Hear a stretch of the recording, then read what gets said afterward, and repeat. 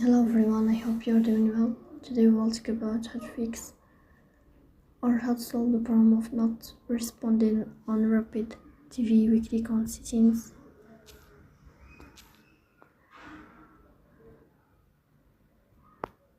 Here we go to apps, default apps, app settings. Then we click on rapid TV. In this page of app info, you will click on first stop and you will click OK.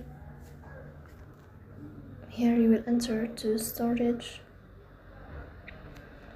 Then we click on clear cache. Here we'll turn on your airplane mode and you will turn off your airplane mode again to fix that problem. So please don't forget to support us by like and subscribe.